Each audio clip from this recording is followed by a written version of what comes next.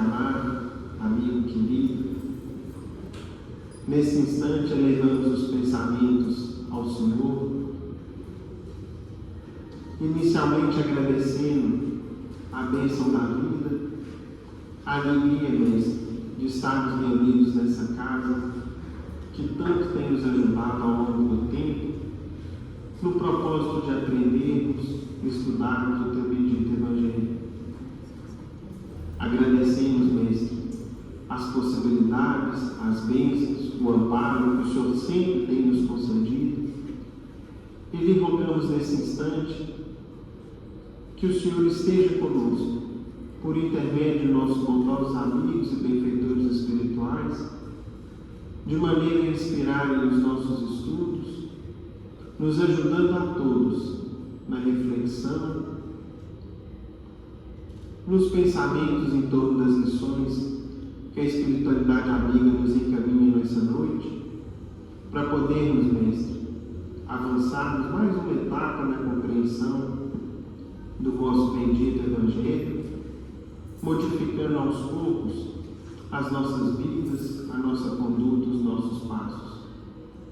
Rogamos, Mestre amado, nesse instante, que nos conceda ainda bênçãos de saúde, de paz, de muito bom ânimo, de muita coragem e da certeza do amparo e da proteção de nosso Pai Criador em todos os momentos e circunstâncias da nossa vida, sejam eles quais forem. Que Deus continue a abençoar essa casa e que todos nós aqui presentes, encarnados e desencarnados, recebamos as bênçãos generosas que vertem do alto sempre em abundância, em benefício de todos nós. Pai nosso que estás nos céus, santificado seja o vosso nome. Venha a nós o vosso reino, seja feita a vossa vontade, assim na terra como nos céus. O pão nosso de cada dia, dá-nos hoje, Senhor. Perdoa as nossas dívidas, assim como perdoamos aos nossos devedores. E não nos deixeis cair em tentações. Livrai-nos do mal, porque vossos são o reino, o poder, a majestade, a glória, hoje e sempre, que assim seja. E com a nossa prece, em nome de Deus, nosso Pai, de Jesus, nosso Mestre amado, de Paulo de Tarso, patrono de nossa casa, damos por iniciada a nossa reunião de estudos evangélicos da noite, na santa paz do Senhor, que assim seja. Meus irmãos, hoje nós estamos estudando, iremos aqui ler e comentar, dentro do capítulo 13 do Evangelho segundo o Espiritismo, que tem por título Não saiba a vossa mão esquerda o que dá a vossa mão direita, nós vamos estudar o item de número 13, que está contido nas instruções dos Espíritos, e é uma mensagem belíssima do Espírito de Carita, martirizado em Roma, ditado em Lyon, no ano de 1861. A mensagem é a seguinte: chamo-me caridade, sigo o caminho principal que conduz a Deus. Acompanhai-me, pois conheço a meta a que deveis todos visar. Dei esta manhã o meu giro habitual, e com o coração amargurado venho dizer-vos, ó meus amigos, que de misérias, que de lágrimas, quanto tendes de fazer para secá-las todas. Em vão procurei consolar algumas pobres mães, dizendo-lhes ao ouvido, coragem, há corações bons que velam por vós, não sereis abandonadas, paciência, Deus lá está, sois dele amadas, sois suas eleitas. Elas pareciam ouvir-me e volviam para o meu lado os olhos arregalados de espanto. Eu lhes lia no semblante que seus corpos, tiranos do espírito, tinham fome, e que, se é certo que minhas palavras lhes serenavam um pouco os corações, não lhes reconfortavam os estômagos. Repetia-lhes, coragem, coragem. Então, uma pobre mãe, ainda muito moça, que amamentava uma criancinha, tomou-a nos braços e a estendeu no espaço vazio, como a pedir-me que protegesse aquele entezinho que só encontrava num seio estéril insuficiente alimentação. Alhures-me, meus amigos, pobres velhos sem trabalho e, em consequência, sem abrigo, presas de todos os sofrimentos da penúria e envergonhados de sua miséria, sem ousarem, eles que nunca mendigaram, implorar a piedade dos transeuntes. Com o coração túmido de compaixão, eu que nada tenho, me fiz mendiga para eles e vou, por toda parte, estimular a beneficência, inspirar bons pensamentos aos corações generosos e compassivos. Por isso é que aqui venho, meus amigos, e vos digo: há por aí desgraçados, infelizes, em cujas choupanas falta o pão, os fogões se acham sem lume e os leitos sem cobertas. Não vos digo o que deveis fazer. Deixo aos vossos bons corações a iniciativa. Se eu vos ditasse o proceder, nenhum mérito vos traria a vossa boa ação. Digo-vos apenas: sou a caridade e vos estendo as mãos pelos vossos irmãos que sofrem. Mas, se peço, também dou, e dou muito. Convido-vos para um grande banquete e forneço a árvore onde todos vos saciareis. Vede quanto é bela, como está carregada de flores e de frutos. Ide, colhei, apanhai todos os frutos dessa magnificente árvore que se chama beneficência. No lugar dos ramos que lhe tirardes, atarei todas as boas ações que praticardes, e levarei a árvore a Deus, que a carregará de novo, porquanto a beneficência é inexaurível, não se esgota. Acompanhai-me, pois, meus amigos, a fim de que eu vos conte entre os que se arrolam sobre a minha bandeira. Nada temais, eu vos conduzirei pelo caminho da salvação, porque sou a caridade. Carita, martirizado em Roma, Lyon, 1861.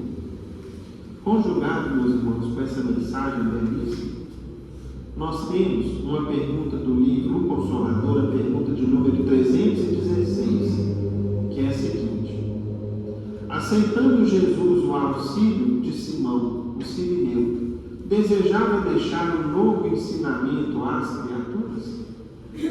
Resposta de Emmanuel: essa passagem evangélica encerra o ensinamento do Cristo concernente à necessidade de cooperação fraternal entre os homens, em todos os trâmites da vida.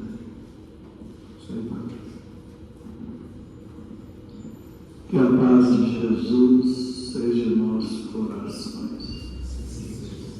Meus irmãos, conforme foi informado, nós estamos estudando o capítulo 13 do Evangelho segundo o Espiritismo, que tem como título: não sai da vossa mão esquerda o que der a vossa mão direita.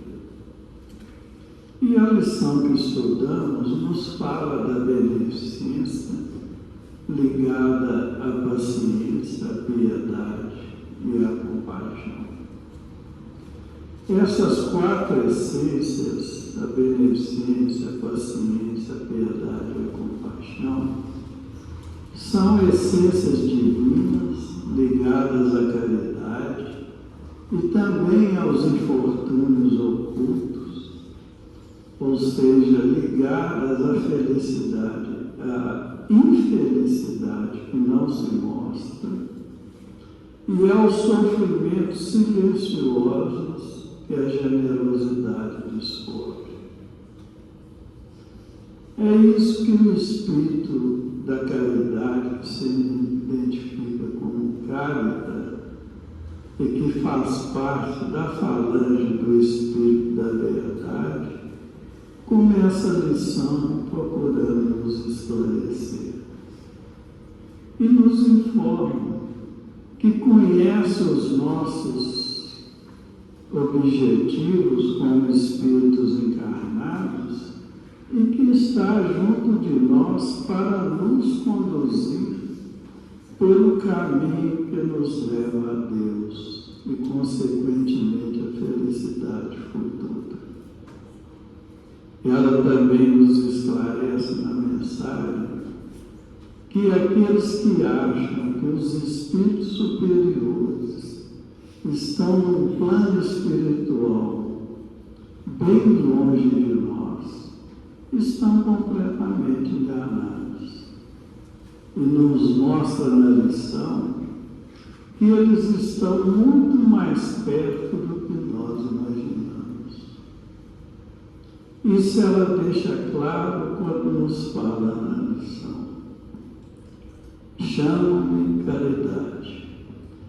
Dei essa manhã o meu giro habitual. Ou seja, se é habitual, é uma coisa que acontece sempre. Constantemente ela está entre nós. E nos fala que com o coração amargurado ela constata que há muita infelicidade no nosso mundo. Muitas misérias e lágrimas a serem secadas. E nos conta que nesse giro que ela faz sempre, viu pobres mães abandonadas e com fome, e que ao aproximar-se, percebeu em uma delas um terrível sofrimento. Então ela se fez visível para consolá-la, e que ela, com os olhos arregalados de espanto, pedia-lhe que socorresse o seu filho, estendendo no vazio do espaço a criança, e que ela, sem poder fazer nada, viu ainda pobres velhos sem trabalho e sem abrigo, presos à pendura e aos sofrimentos, envergonhado da sua miséria.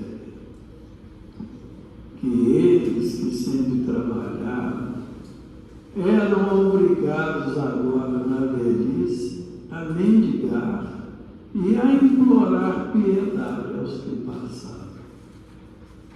Procurava dizer, paciência, Deus está junto dos que sofrem. E repetia-lhes, coragem, coragem. Meus irmãos, hoje, graças ao Consolador prometido, a doutrina espírita, nós sabemos que o que ela queria realmente dizer àqueles pobres coitados era coragem e fé, paciência. Deus está junto de nós. As dores e os sofrimentos não foram criados por Deus. As dores e os sofrimentos são o resultado dos erros cometidos no passado em outras vidas vividas. Deus deixa apenas ao tempo o efeito de brotar as consequências de cada causa. Como cada efeito se prende a uma causa, os atos bons e maus praticados recaem inevitavelmente sobre quem os praticou. O homem é, portanto, seu próprio juiz, porque é o uso ou o abuso da sua liberdade, do seu livre-arbítrio, que o fará feliz ou infeliz. O sofrimento é a prova a ser vencida. Ela não podia dizer-lhes isso, porque eles não iriam entender nada. A única coisa a fazer foi o que ela fez, compadecida. Ela se materializou e se fez de mendiga para acompanhá-los por toda parte. E nessa condição, seguia estimulando a todos que encontravam a prática da beneficência, ou seja, aos pobres, ela ia inspirando os corações generosos, compassivos e bons, à ajuda àqueles necessitados. Ela também nos fala que é por isso que vem, através da doutrina espírita, nos alertar que existe por aí muitos desgraçados, muitos infelizes, em cujas casas pobres falta o pão e onde muitos fogões estão com fogo apagado por falta de alimento. Ela nos fala também que são poucos, que não são poucos os que sentem frio. E termina nos pedindo para não deixarmos de ajudar os que necessitam. Pois se praticarmos a beneficência, ela própria levará os frutos da nossa doação a Deus. Carta martirizada em Roma, Leão, 1861. Ou seja, é uma belíssima lição em que o Espírito Carta nos pede: ame o seu próprio, o seu próximo, ajude o seu irmão a superar suas provas. É também sobre isso que o Espírito Miguel, numa mensagem desse mesmo capítulo, no item 17, nos esclarece: a piedade é a virtude que mais nos aproxima dos anjos. Ela é a irmã da caridade que nos conduz a Deus. E nos pede que deixemos que o nosso coração se sensibilize diante das misérias e do sofrimento dos nossos semelhantes. Porque as nossas lágrimas, a nossa compaixão e a nossa ajuda são o alívio que jogamos nas suas dores e sofrimentos. E quando, com bondosa simpatia, chegamos a lhes consolar com a esperança e a resignação, eles experimentam uma alegria sem igual. Meus irmãos, neste momento em que nós vivemos aqui na Terra, nós percebemos que o sentimento de compaixão e de piedade está cada vez mais raro entre nós. Muitos estão preocupados com as coisas materiais e com os próprios problemas, procurando se afastar dos problemas alheios, principalmente na parte moral e espiritual. E é se distanciando das necessidades de seus irmãos e escondendo muitas vezes na indiferença, que muitos se poupam do envolvimento com os outros, esquecendo que nós nascemos em sociedade para vivermos como irmãos, uns ajudando aos outros. Se deixarmos o egoísmo falar mais alto em nossos corações, a nossa vida em sociedade não passará de uma convivência falsa, superficial, imediatista, insignificante, sem maiores vínculos de solidariedade, de fraternidade e de amor ao próximo. O sentimento se apaga. E quando o sentimento se apaga, o coração, que é a fonte do sentimento, se esfria.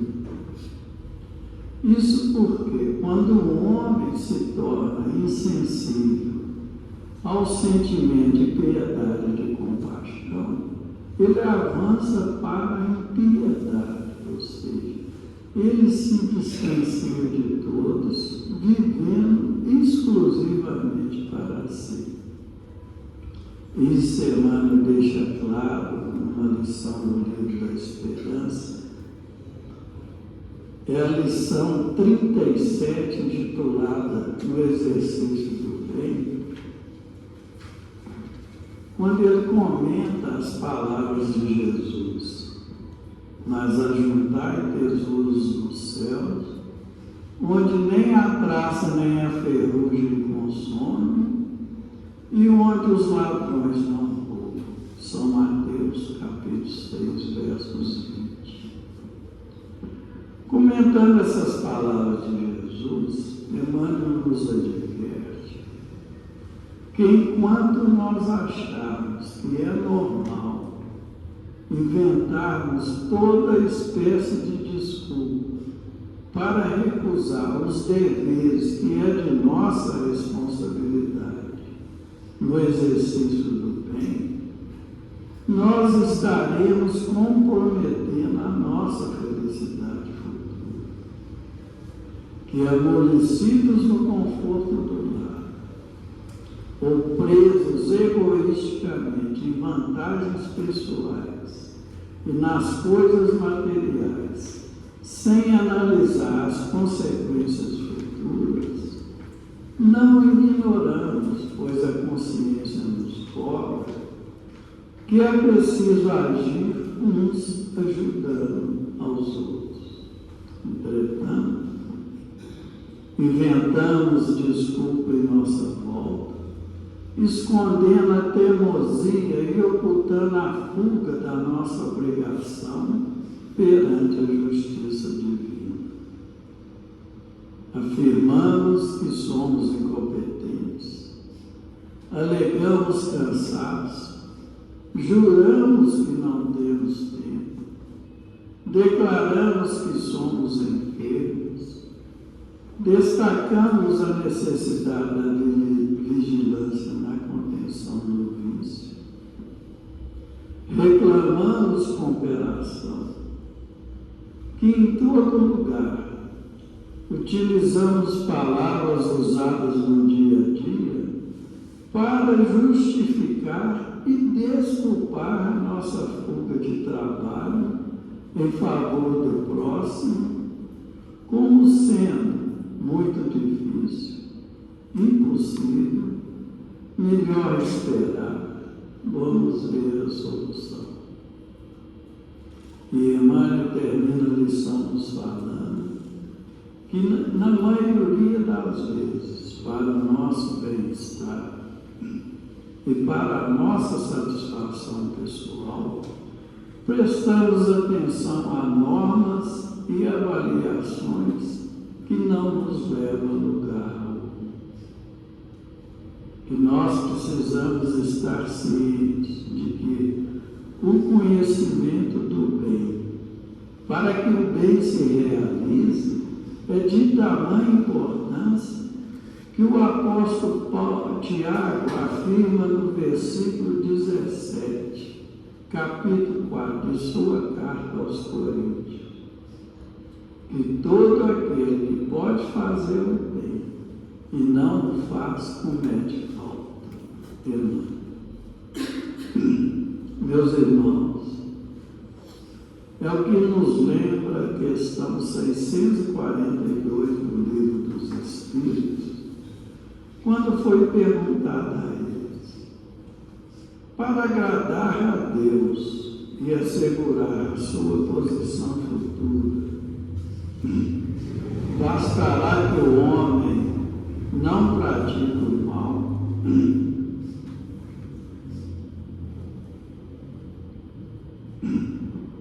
E eles responderam: cumpre-lhe fazer o bem no limite de suas forças, porquanto responderá pelo mal que resulte de não haver praticado o bem. Ou seja, uma resposta bem clara.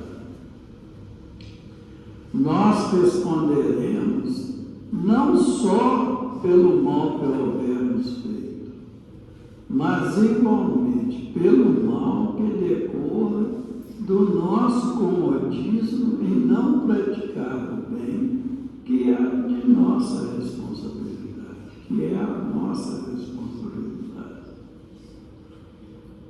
isso a nossa necessidade de vivermos em sociedade. Se não houver um relacionamento saudável e edificante com o próximo, relacionamento esse que favorece a amizade e a convivência com irmãos, os nossos sentimentos se corrompem, se danificam e os objetivos da vida perdem o seu maior significado. Isso Emmanuel deixa claro no livro Consolador, na questão 316 que estudamos na noite de hoje, quando foi perguntado a ele: aceitamos Jesus, o auxílio de Simão, o sirineu. Não desejava Jesus deixar um novo ensinamento às criaturas? E Emmanuel respondeu. Essa passagem evangélica encerra o ensinamento do Cristo com relação à necessidade de cooperação fraternal entre os homens em todos os trâmites da vida. Ou seja, Simão Sirineu representa o auxílio fraternal, porque ao carregar a cruz, ele se colocou ao lado de Jesus quando todos fugiram, mostrando que o trabalhador do bem não deve ser indiferente ao sofrimento alheio. Simão Sirineu não apenas aliviou o peso físico da cruz a caminho do Calvário, mas representou naquele momento o símbolo de solidariedade e de compaixão em um momento de abandono total. Os espíritos superiores nos falam que essa ação deve ser interpretada como uma lição sobre a importância de compartilhar a dor alheia e servir ao próximo nas horas das suas aflições. Portanto, no entendimento espírita, Simão Sirineu representa o exemplo de que, ao ajudarmos o próximo a carregar a sua cruz, representa para nós a forma da cooperação fraternal e uma advertência às criaturas que vivem egoisticamente, só pensando nas coisas materiais e não percebem a finalidade da vida. Nós fomos criados para viver em sociedade, uns ajudando aos outros. Os que vivem egoisticamente, sem se importar com o próximo, são criaturas que levam uma vida falsa, sem objetivos, uma vida de ilusão e que nunca conseguirão dar uma resposta a Deus da sua criação. Lembrando também que na próxima encarnação, a dor e a privação lhes baterá a porta. Jesus, quando deixou claro: amai o vosso próximo como a nós mesmos, como gostarias de ser amado, ele quis nos mostrar que a piedade, a compaixão e a generosidade são os primeiros passos para a nossa paz e a nossa felicidade futura. Com a maior alegria podemos esperar, senão a compensação quando conseguimos levar coragem e esperança ao irmão que sofre. quando somos capazes de participar de sofrimentos alheios, os nossos sofrimentos não parecem tão importantes. Quando repartimos o nosso afeto e respeito pelos outros, desaparece o tempo vazio para lamentações, tanto da nossa parte quanto da parte deles. Ou seja, é fortalecido os dois lados. Quando praticamos a piedade, a compaixão e a generosidade, aprendemos a sacrificar os sentimentos inferiores e abrir o coração ao bem. Esses 3 sentimentos fazem parte da essência divina nos concedida por Deus para nos ajudar a domar o egoísmo e o orgulho em nossas vidas. É por isso que o Espírito Emmanuel nos alerta em uma mensagem.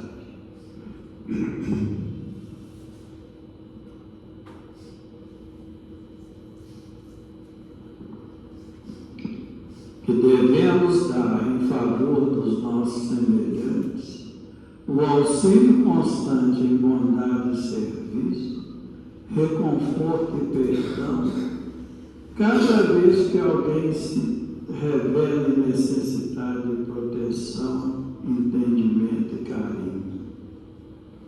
Aliviar os males alheios, sejam eles de que natureza for, e ainda o melhor meio de nos libertarmos de nossos grandes inimigos, o egoísmo, o orgulho e a ostentação. Pensar com amor em nossos irmãos e levar-lhes sempre o nosso auxílio quando ele for requisitado é o maior bem que podemos fazer a nós mesmos, pois todo auxílio prestado de boa vontade é a forma exata de entrarmos em contato direto conosco mesmos e nos reabilitarmos dos débitos contraídos no passado.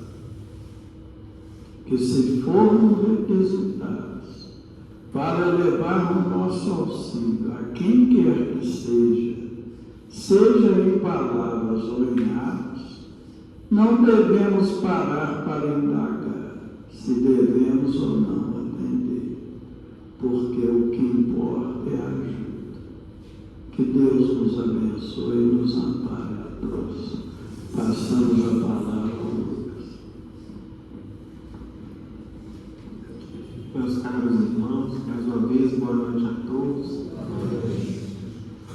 Nós vamos iniciar a nossa participação, nosso comentário dessa noite, com uma prece. Nós vamos recitar aqui uma prece que talvez alguns dos amigos já tenham ouvido ou já tenham lido. É uma prece belíssima. E ao final a gente vai identificar que prece é essa, e que está intimamente relacionada com o nosso estudo de hoje. A prece nos ensina assim: Deus nosso Pai, que tendes poder e bondade, dai força àquele que passa pela provação. Dai luz àquele que procura a verdade. Ponde no coração do homem a compaixão e a caridade. Deus, dai ao viajor a estrela guia, ao aflito a consolação, ao doente o repouso. Pai, dai ao culpado o arrependimento, ao espírito a verdade, à criança o guia, ao órfão o pai. Senhor, que vossa bondade se estenda sobre tudo que criastes. Piedade, Senhor, para aqueles que vos não conhecem, esperança para aqueles que sofrem. Que vossa bondade permita aos Espíritos Consoladores derramarem por toda parte a paz, a esperança e a fé. Deus, um raio, uma faísca do vosso amor pode abrasar a terra. Deixai-nos beber nas fontes dessa bondade fecunda e infinita, e todas as lágrimas secarão, todas as dores se acalmarão. Um só coração, um só pensamento subirá até vós, como um grito de reconhecimento e de amor. Como Moisés sobre a montanha, nós vos esperamos com os braços abertos. Ó poder, ó bondade, ó beleza, ó perfeição. E queremos de algum modo alcançar a vossa misericórdia. Deus, dai-nos força de ajudar o progresso, a fim de subirmos até vós. Dai-nos a caridade pura, dai-nos a fé e a razão. Dai-nos a simplicidade, que fará das nossas almas o espelho onde se deve refletir a vossa imagem. Essa prece, meus amigos, talvez vocês já tenham ouvido ou conheçam melhor, é a chamada prece de Cáritas. Essa prece foi recebida mediunicamente no ano de 1873 na cidade de Bordeaux, no sul da França. E o Espírito que editou, o Espírito de Cáritas, é a mesma que hoje nos dirige essa lição belíssima e simples, perfeitamente compreensível para todos nós a respeito da caridade. Nós observamos, meus irmãos, que nessa mensagem não há nada, nenhum ponto dela que nos deixe dúvidas, que nos exija aí uma inteligência destacada, uma capacidade maior para podermos entender, porque ela nos fala direto ao coração. E nos fala dessa forma porque certamente é um Espírito que sempre se aquietou das dores, dos sofrimentos, das dificuldades, de tantos e milhares e milhões de irmãos nossos de humanidade nas mais diversas condições. Segundo pesquisamos, essa alma generosa que nos dita essa mensagem de hoje, conforme mensagem disposta em uma das revistas espíritas, e aí eu não consegui achar o mês específico, mas no ano de 1862, Kardec afirma que foi uma Marte, de fato, foi martirizada em Roma, conhecida e nomeada pela Igreja Católica como sendo Santa Irene. Morreu no ano de 305 em Roma, na época do governo do imperador Diocleciano, que foi, segundo o registro da história, o mais cruel perseguidor dos cristãos. Agora, meus irmãos, como toda dor tem tempo de acabar, após essa perseguição ferrenha e intensa aos cristãos na extensão do Império Romano, eis que alguns anos depois, e é o que muitas vezes acontece na nossa vida, após uma dor muito intensa, o que acontece? Vem um amigo.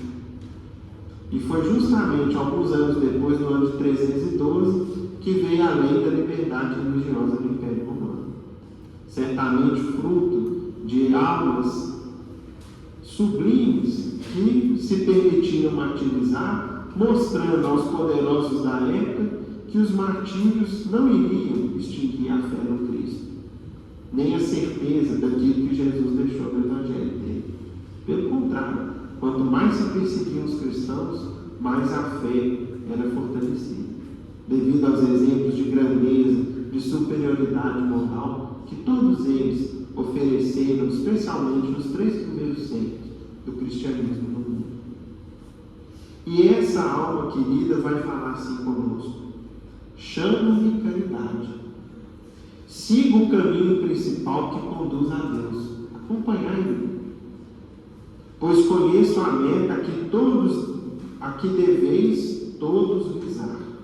E ela começa dizendo o seguinte: dei esta manhã o meu giro habitual, e com o coração amargurado venho dizer-vos: ó meus amigos, quantas misérias, quantas lágrimas tendes de fazer para secá-las todas? O que a gente começa a observar aqui, meus irmãos? A caridade não espera. A caridade é ativa. Ela incomoda-se com o sofrimento alheio, sai de sua própria comodidade, de seu próprio conforto, conforme nós vimos aqui nos comentários, nas explicações do Sr. Emmanuel, na página que ele trouxe, por exemplo, de Emmanuel, e vai à busca do sofrimento, vai à busca das misérias, das dores, das dificuldades. E assim também é uma lição muito viva para todos nós, no sentido de não esperarmos a necessidade bater a nossa porta, porque quando a caridade, quando o socorro é muito discutido, às vezes ele já chega tarde demais. Então, meus irmãos, as necessidades estão aí, por todo lado. E ainda existem as necessidades de ordem material. É certo que nós avançamos muito nesse sentido. Se nós pegarmos a época da mensagem dela aqui, na segunda metade do século XIX, e pegarmos o que é a realidade do mundo hoje, né? Nos aproximando aí de meados do século XXI, quase 200 anos depois, nós vamos ver que nós avançamos em matéria de assistência social, de saúde pública, de preocupação com os mais necessitados, com os mais enfermos, com os mais infelizes. O nosso país, inclusive, mesmo não sendo um dos países mais ricos do mundo, tem, por exemplo, um sistema de saúde universal que atende a todos. Enquanto que nós vemos, por exemplo, que outras nações mais ricas que a nossa nem sempre garantem um acesso de saúde a todos os seus cidadãos, a todos, né, que pertencem àquela pátria, àquela coletividade. Então, meus irmãos, houve sim um avanço, houve melhorias, e assim há de ser.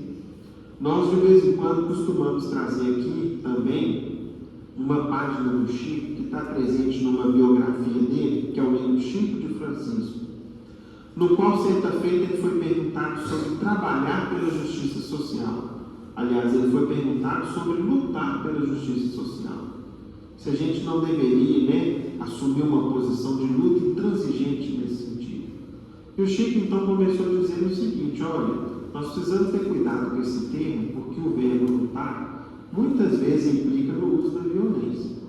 E, enquanto cristãos, nós não podemos recorrer a qualquer forma de violência. Então, seria mais certo falar trabalhar pela justiça social. Então, o Chico começa a fazer essa ponderação. E depois, meus irmãos, porque quem o perguntou reportava-se a esmola, ou seja, as doações materiais que a gente faz àqueles que precisam, que estão à nossa volta, o Chico dizia o seguinte: olha, nós deveríamos nos utilizar do ensejo de ajudar alguém como uma ponte, como um elo de ligação com quem nos procura.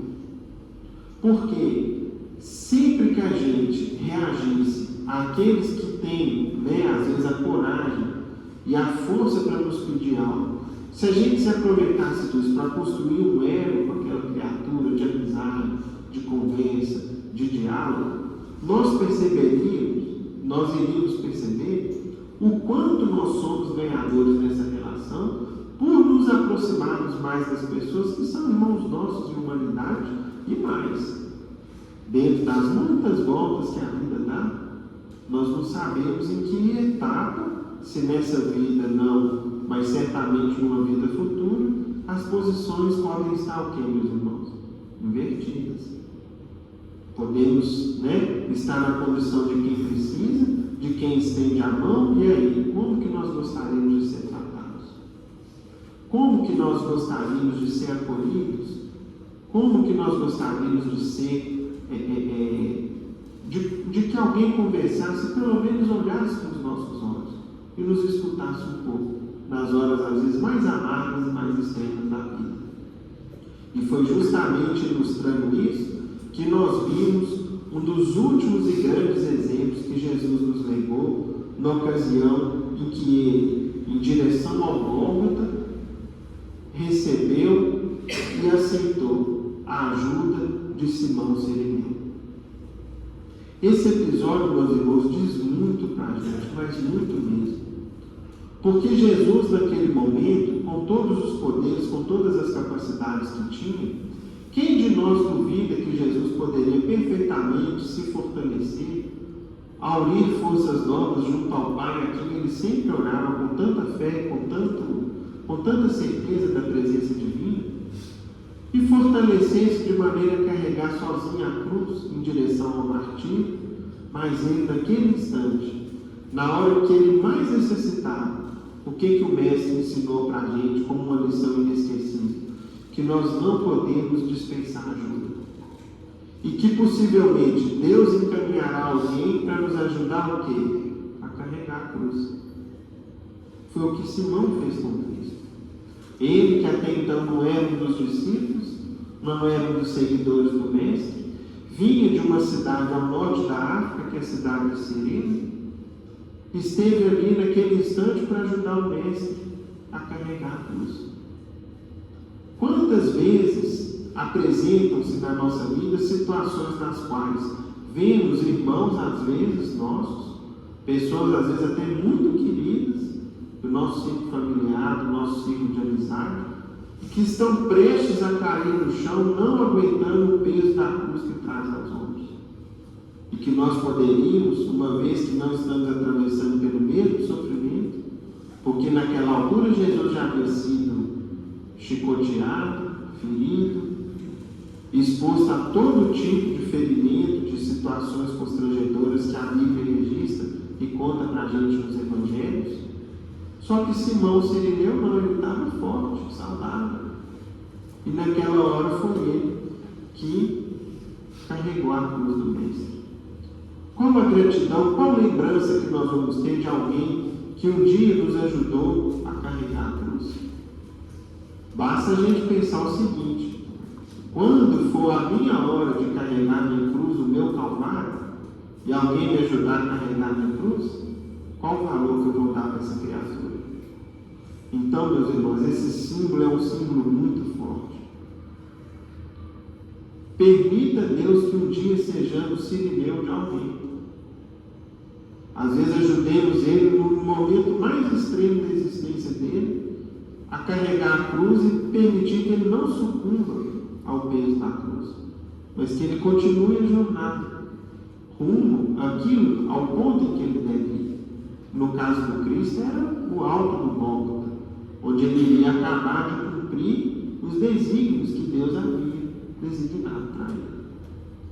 Pois bem, meus amigos, o que muitas vezes então nos inibe, nos impede de sermos cirineus na vida de alguém? O sentimento de comodismo, de egoísmo, a preocupação com o nosso conforto, com os nossos interesses pessoais. É como se a gente procurasse,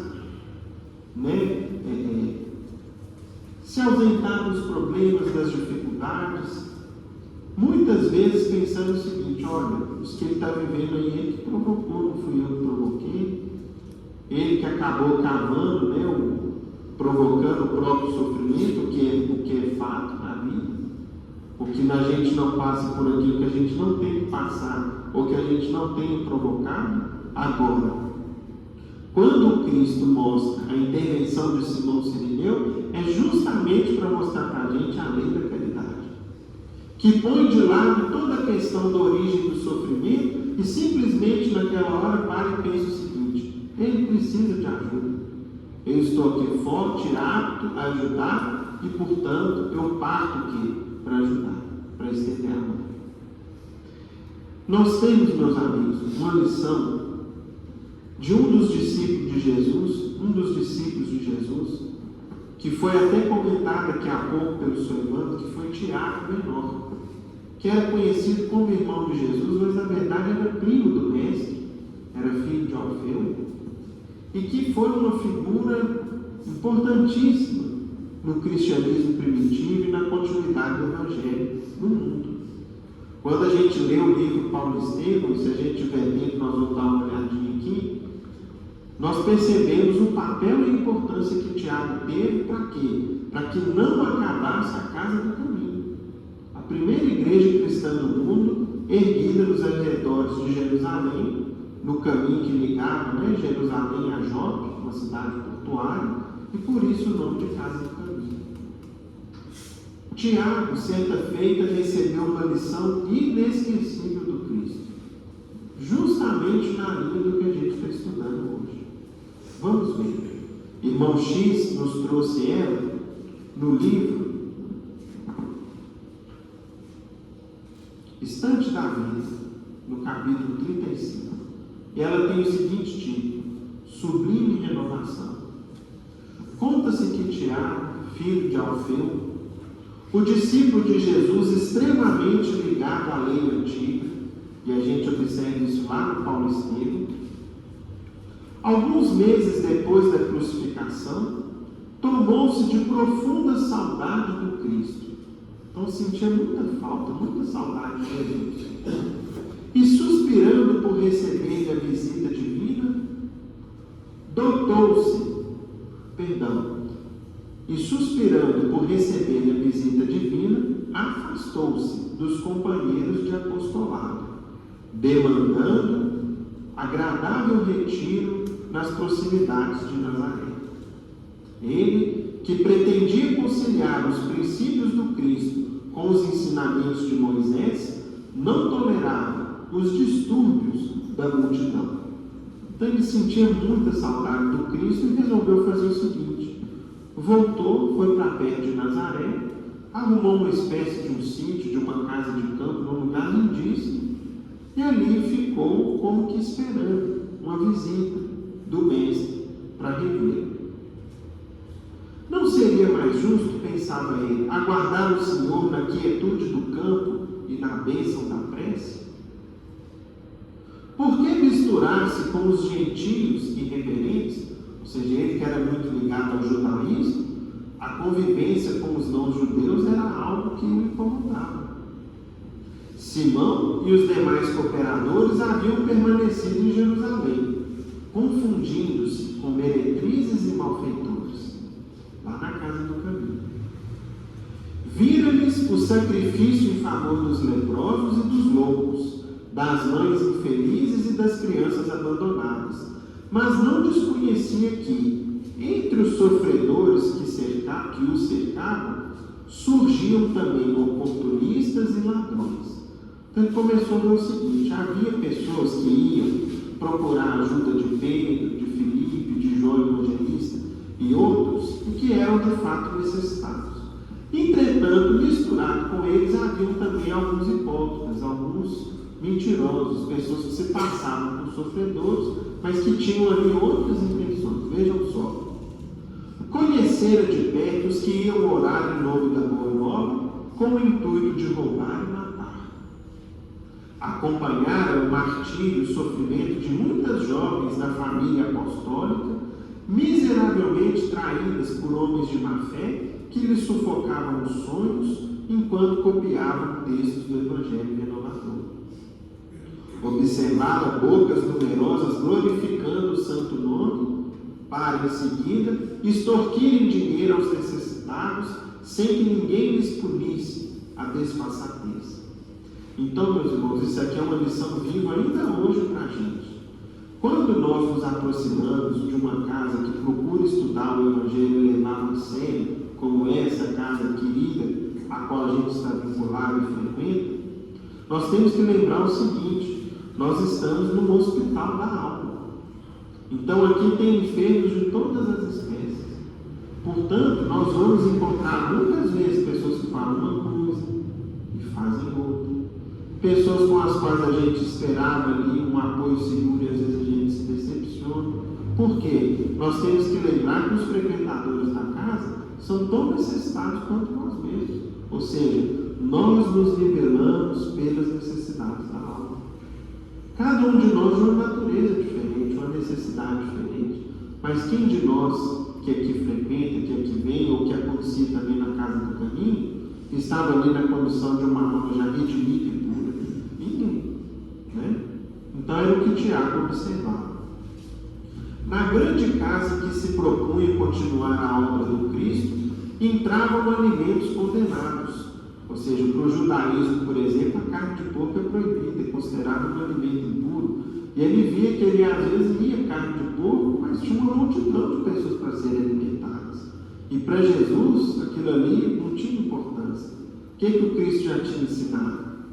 Não é o que entra pela boca que macula, que torna imperfeito, ou que torna o homem impuro, e sim o que lhe sai da boca, que é o que está cheio do coração. Então ele observava que entravam alimentos condenados pelo judaísmo, conforme as disposições de Moisés lá nos 5 primeiros livros do Velho Testamento, bem como pipas de vinho com que se intoxicavam doentes, tanto quanto bêbados e vagabundos que fomentavam a bagunça e a perturbação. Infeliz queixou-se a Pedro, reclamou com Pedro, mas o pescador rude, que lutava na chefia do santuário nascente, rogou-lhe serenidade e abnegação. A grandeza de Pedro, meus irmãos, na condução da casa do caminho é belíssima. Só ler o livro Paulo Estevam para a gente entender. É muito bonito. As lições que Pedro adquiriu na companhia do Cristo e mesmo depois fizeram de Pedro alguém que a gente tem que ter profundo carinho e gratidão. Não fosse o equilíbrio, a sensatez, o bom senso de Pedro, o cristianismo teria morrido em sua origem, conforme a gente percebe também no livro Paulo Estevam. Então Pedro pediu para Tiago: calma, Tiago, tenha calma, equilíbrio, acalme-se, etc. Poderia, contudo, sustentar excessos de tolerância quando o Senhor lhes recomendara a pureza? Em razão disso, acreditando guardar-se isento da corrupção, abandonou a grande cidade, afastou-se de Jerusalém, da casa do caminho, e confinar, ou seja, se isolou em ninho agreste na deliciosa planura que se eleva acima do burgo alegre em que Jesus passou a infância. Então ele foi lá para as proximidades de Nazaré, um lugar lindo lá, no meio da natureza. Ali, contemplando a paisagem que se desdobra em perspectiva surpreendente, consolava-se com a visão dos lugares santos a lhe recordarem as tradições patriarcais, e diante dele destacavam-se as linhas notáveis do Monte Carmelo, as montanhas do Paris de Siquém, o Monte Gilboé e a figura dominante do Tabor. Então, era uma beleza enorme, além das lembranças que tinham de tantos patriarcas, de tantos outros que antecederam ali na construção do judaísmo. Tiago, habituado ao jejum, comprazia-se em prece constante. Envergando a veste limpa, erguia-se do leito rude, a cada dia, para meditar as revelações divinas e louvar o celeste orientador, aguardando-lhe a vida. Então ele se isolou. E ali estudava o Evangelho, vivia em prece, habituou-se ao jejum, refletia em torno do judaísmo e do cristianismo, ou seja, do legado do Cristo, esperando a visita do Mestre. Alegrava-se, ouvindo as aves que cantavam junto enquanto ele orava, e acariciava contente as flores silvestres que lhe balsamizavam o calmo refúgio. Então, escutava os passarinhos, na época da primavera vinha aquele perfume agradável de flores ali para dentro da casa dele, e ali ele estava. Por mais de 200 dias, demorou-se em semelhante adoração, esperando ouvir Jesus, quando, em certo crepúsculo doce e longo, então era no finzinho de tarde, reparou que um ponto minúsculo crescia em pleno céu. De joelhos, interrompeu a oração e acompanhou a pequenina esfera luminosa, até que a viu transformada na figura de um homem que avançava em sua direção. Daí a minutos, mal contendo a emoção, reconheceu-se à frente do Cristo. Era ele, o Mestre.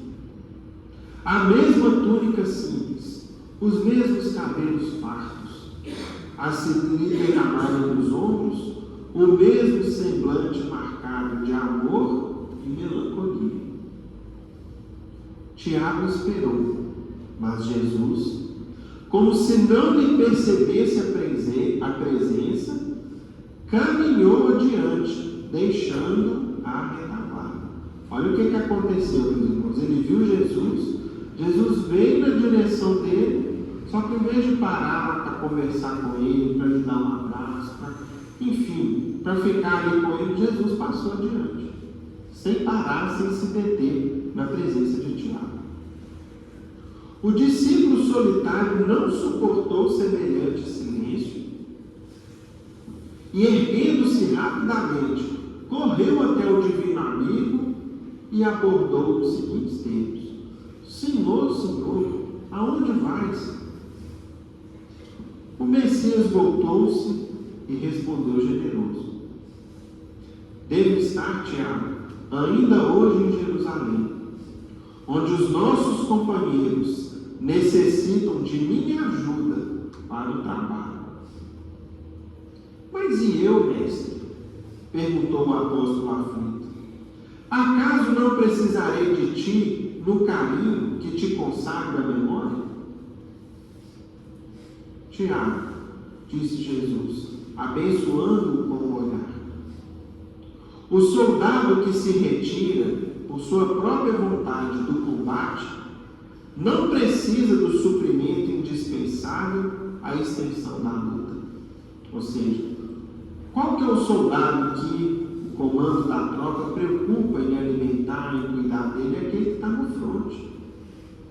Ele que precisa receber os suprimentos do alimento, da farda, de tudo aquilo que ele precisa para se manter forte e saudável e cumprir o objetivo da missão.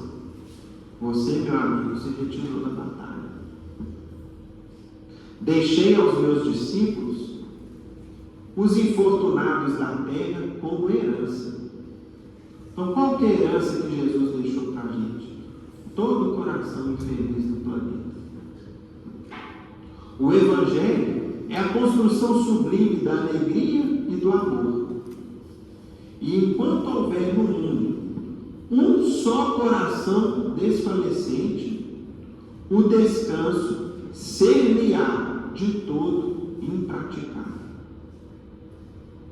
O que o Cristo disse? Enquanto tiver um coração chorando, um coração infeliz, eu, Tiago, não vou descansar.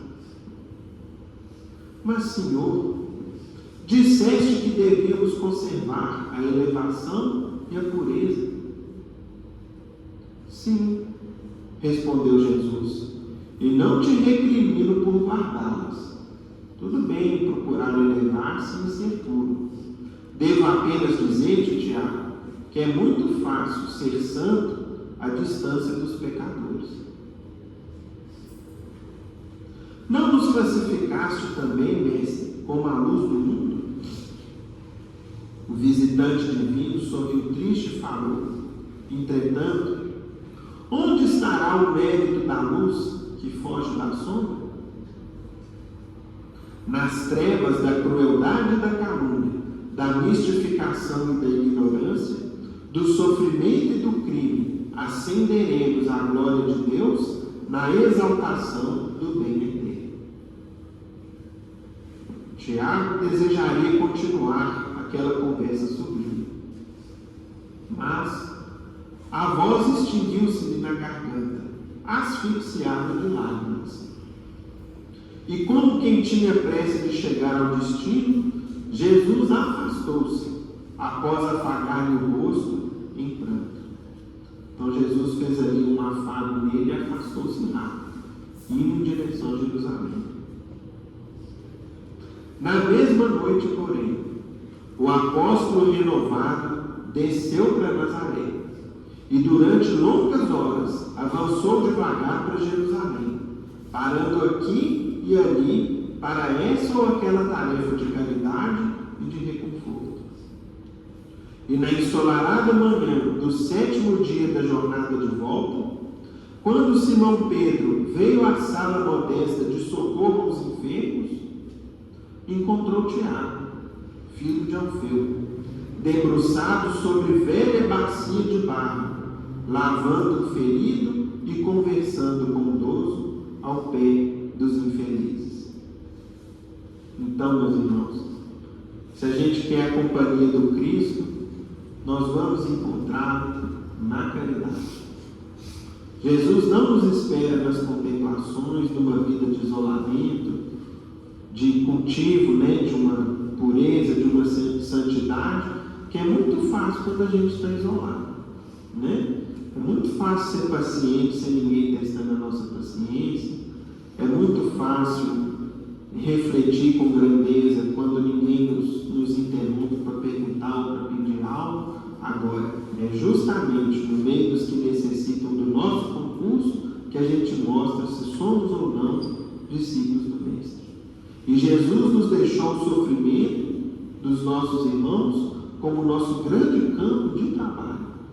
É nessa luta, é nessa batalha que nós receberemos o quê? A ração, o sustento, que se transubstancia para nós, ou seja, se expressa para nós no que na nossa vida? No amparo do alto. É quando a gente está ajudando, é quando a gente está cooperando, é quando a gente está estendendo a mão a quem está do nosso lado e precisa, que nós vamos receber o sustento, o amparo, as bênçãos, a proteção divina. Por quê? Porque é um trabalhador ativo contra o mal. Se a gente se ausenta da luta, da vida, se a gente se afasta do sofrimento e da dor, qual é a nossa função? Qual o valor da luz que foge da escuridão? É o que Jesus disse para Tiago, que até hoje cala fundo para a gente no nosso coração. E é o que Carta dizia no fim da mensagem dela: mas se peço, também dou e dou muito. Convido-vos para um grande banquete e forneço a árvore onde todos vos saciareis. Veja como ela é bela, como está carregada de flores e de frutos. Ide, colhei alguns frutos dessa árvore que se chama beneficência. Ou seja, quando a gente estende o bem, a caridade, a ajuda disponível a quem está à nossa volta, nós também desfrutamos dos frutos dessa árvore. No lugar dos ramos que lhe tirardes, colocarei as boas ações que praticardes e levarei a árvore a Deus, que a carregará de novo, porquanto a beneficência é inexaurível, ou seja, não se esgota. Acompanhai-me, meus amigos, a fim de que eu vos conte entre os que se arrogam, ou seja, entre os que se apegam sob a minha bandeira. Não tenham medo, nada temais. Eu vos conduzirei pelo caminho da salvação, porque sou a caridade. Que Jesus nos ampare a todos. Gilvano, faz a bênção.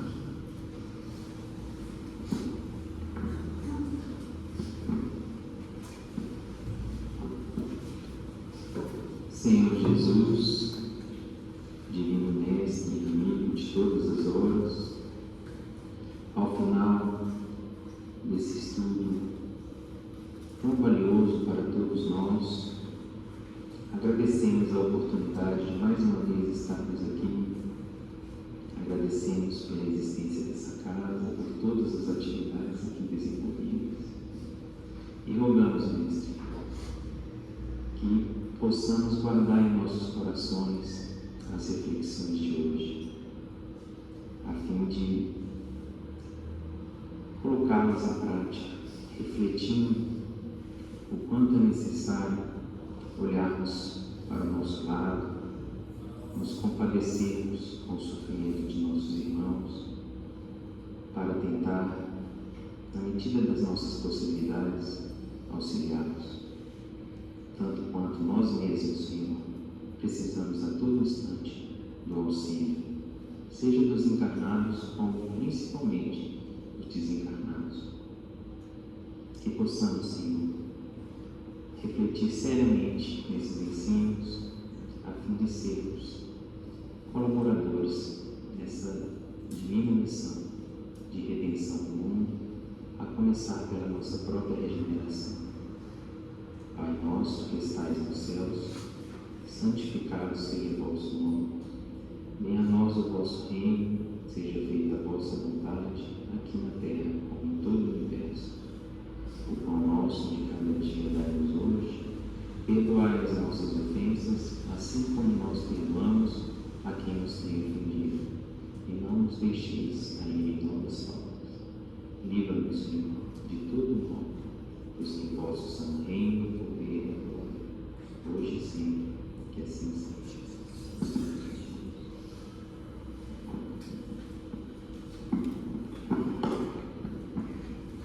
E com a nossa prece, em nome de Deus, nosso Pai, Jesus, nosso bom e amado Mestre, e de Paulo de Tarso, patrono de nossa casa de oração, estudo e trabalho, agradecemos ao alto e damos por encerrada a reunião de estudos da noite, na santa paz do Senhor, que assim seja.